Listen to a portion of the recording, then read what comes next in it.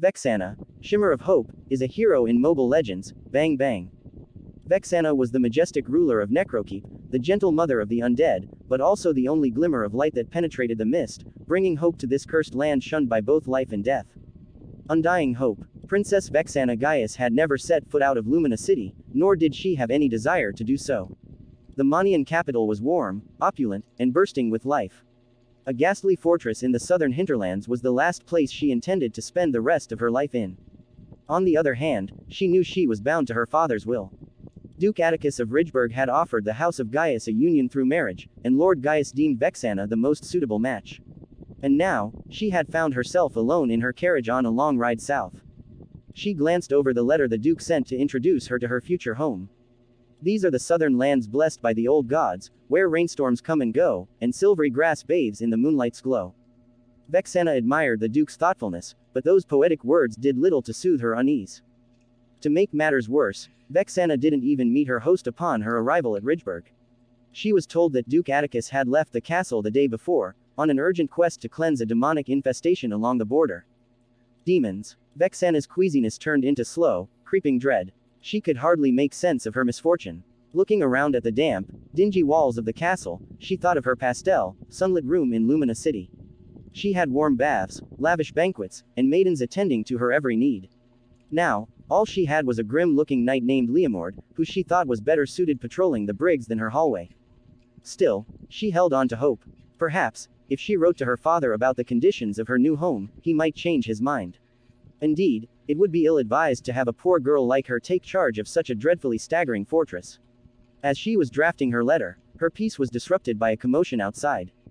Apparently, a pile of thorns had been laid at the castle gate. The residents must be trying to intimidate me. Vexana shivered at the thought. She immediately demanded for Esser Leomord to find the culprits. But to their surprise, the miscreants were just a group of barefooted kids. According to the kids, those thorns were called moonlight grass. Despite their horrendous appearance, the herbs could help calm one's mind when properly brewed.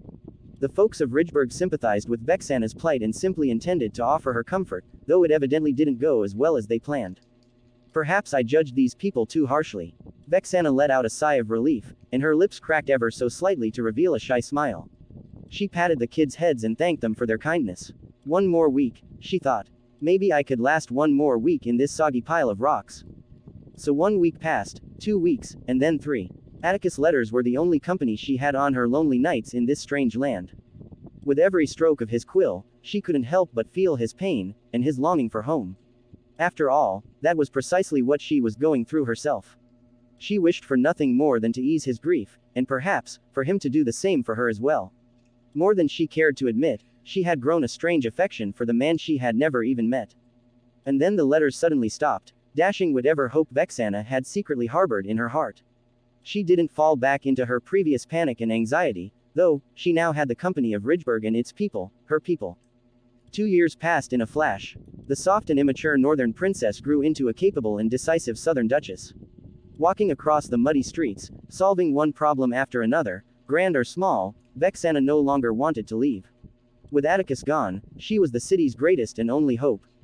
Until that day, as if fate had heard her thoughts, the herald came knocking on her door.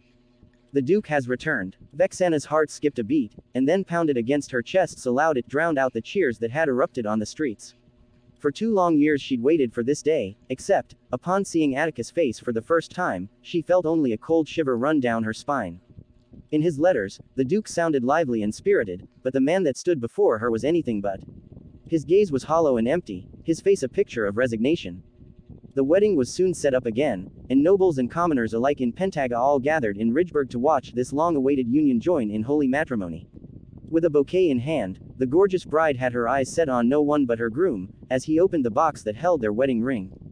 However, instead of a ring, a pair of magic wings spun out of the box, followed by a wicked voice resonating through the holy walls. Embrace the world of death. Everyone in the hall gasped in horror as Duke Atticus and his men writhed and twisted, their bodies slowly resembling those of the demons of the abyss. The sworn protectors of the city became its ruin, as they set off to ravage everything within their sight. Vexana froze as a raging Atticus lunged at her, his sword raised high. Stop. The lumbering beast stopped in his tracks, as if Vexana's voice rekindled a flame within it that had long died out. The bride reached out to his heart and whatever was left of him inside. Atticus, please, this isn't you. And with a touch, Atticus seemingly managed to regain a trace of consciousness and froze. Battling the demon he'd become, for the sake of his people and his own, Atticus ordered Sir Leomord to pierce his heart. With his dying breath, Atticus entrusted Ridgeburg to Vexana and unveiled the dark secret hidden to all but the royal family of Ridgeburg.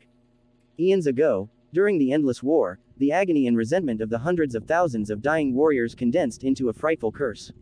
It could lay waste to anything with the stench of the abyss magic, but those without would also suffer a fate worse than death. The mist, if there is no other choice. Atticus stared deeply into his fiancée's eyes, his demon hands reached out to her gentle face. A mix of emotions flashed in his eyes. Regret, gratitude, and serenity. Until the inevitable claws of death snatched him from her arms. Inside the city, the demon knights attacked everyone in sight. Outside, more demon forces were on their way. In desperation, Vexana lifted Atticus's scepter. The magic power that ran deep in her blood exploded. She chose to forever guard this city. A dark fog surged into the sky and swallowed the whole of Ridgeburg. Every city folk who came into contact with the fog wailed in agony, their skin losing color in an instant. The demon knights withered into ashes, while those outside the gates turned and scurried back into the abyss. Vexana could almost feel her spirit escape her body. Amidst the chaos unfolding before her, she fell to her knees, her heart heavy with guilt. The residents, however, came and surrounded their young duchess, not with blame or hatred but to thank her for saving them from the abyss's grasp. The black fog had since shrouded Ridgeburg for 100 years. As the once formidable fortress gradually fell into rot, its name was forgotten, and people came to know it as Necrokeep, the land of the undead and home of the restless souls. In the early morning, the children would push open the crumbling door to the school, and when night fell, the whole family would sit around a half-collapsed dining table, the food on the plate long turned into dust. It was all pointless, but only in this way could they feel a semblance of life. Not even once had Vexana thought of leaving again. She had since fully embraced her role as the ruler of the city, yet to the dwellers of Necrokeep, she was also the gentle mother who loved and cared for them all. Vexana firmly believed that one day, she would find a way to revert the curse, and her people would have a taste of life once again.